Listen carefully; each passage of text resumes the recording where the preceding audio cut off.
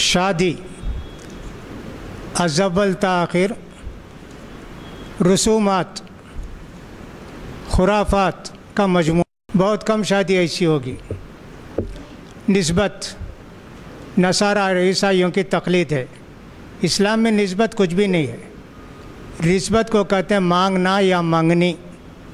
آپ سے جا کے لڑکی مانگے تو نسبت ہو گئی، اس کے لیے تقریب رکھنا، لوگوں کو دعوت دینا عیسائیوں کا طریقہ ہے۔ تحفہ تبادلہ کرنا عیسائیوں کا طریقہ ہے۔ دعوت کے لیے لوگوں کو بلانا جا کے گھر گھر، یہ بھی اسلام کے اندر کوئی طریقہ نہیں ہے۔ کسی نے اللہ کے رسول کو دعوت نہیں دی کہ میری شادی آپ آئیے۔ رقعے چھاپنا یہ بھی عیسائیوں کا طریقہ ہے، مسلمانوں کا طریقہ نہیں ہے۔ اور خاص کر اس میں بسم اللہ لکھ کے کچرے میں ڈالنا اور فلاں کرنا، پوری شادی کو آپ دیکھیں گے تو گناہ ہی گناہ گناہ گناہ ہے۔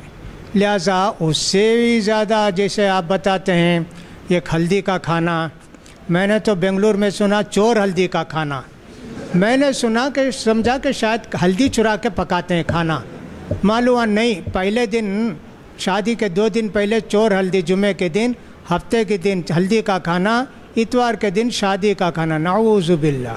یہ سب چیزیں غلط ہیں، ہرگز اس میں شرکت نہیں کرنا چاہیے، ہرگز اس میں شرکت نہیں کرنا چاہیے۔ اللہ کو راضی کرنا ہے تو بندوں کے غلط کاموں کو غلط بتانا ہوگا اور غلط کاموں میں شرکت نہیں کرنا۔ اس لیے شادی کے مسئلے میں مسلمان تباہ و برباد ہیں آج۔ لہٰذا شادی جتنی سادہ ہو اللہ کو اتنی زیادہ پسند ہے، لہٰذا سادہ شادی کرنا اچھا ہے، رسم و رواج سے خالی ہو، ایسی کوئی چیز نہیں کرنی چاہیے۔ لہٰذا جو لوگ یہ پوچھتے ہیں کہ صاحب ایسی سب رسمیں ہیں، وہاں جا سکتے ہیں، فلاں کر سکتے ہیں کیا، تو نہیں جانا چاہیے، نہیں جانا چاہیے۔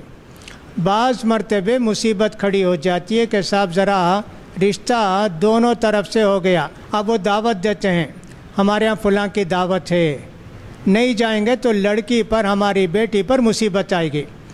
تمہارے والد کو بلایا نہیں آئے، لڑکی کو ڈانٹتے ہیں، مارتے ہیں، پیٹتے ہیں، بلکہ لڑکے سے بھی کہ طلاق دو اس کو، ایسے بھی ہوتا ہے۔ لیکن ایک مرد مومن ان سب سے ڈرتا نہیں ہے، ساتھ نہیں دیتا ہے، اللہ کو راضی کرتا ہے۔ اللہ کو جب راضی کرے گا تو اللہ تعالیٰ بندوں کو راضی کرے گا۔ لہٰذا بدعت اور خرافات میں اس ڈر سے شرکت کرنا کہ اگر ہم شرکت نہیں کریں گے تو اس کے نتیجے میں کوئی مصیبت آئے گی، پریشانی آئے گی، یہ گویا تقدیر کا انکار ہے، تقدیر کا انکار ہے۔ لہٰذا مسلمان کو چاہیے حکمت کے ساتھ اس رسم میں نہ جائے اور ان کو ٹھیک کرنے کی، درست کرنے کی کوشش کرے۔ شرکت کسی بھی حالت میں جائز نہیں ہے، شرکت کسی بھی حالت میں جائز نہیں ہے، واللہ اعلم بالصواب۔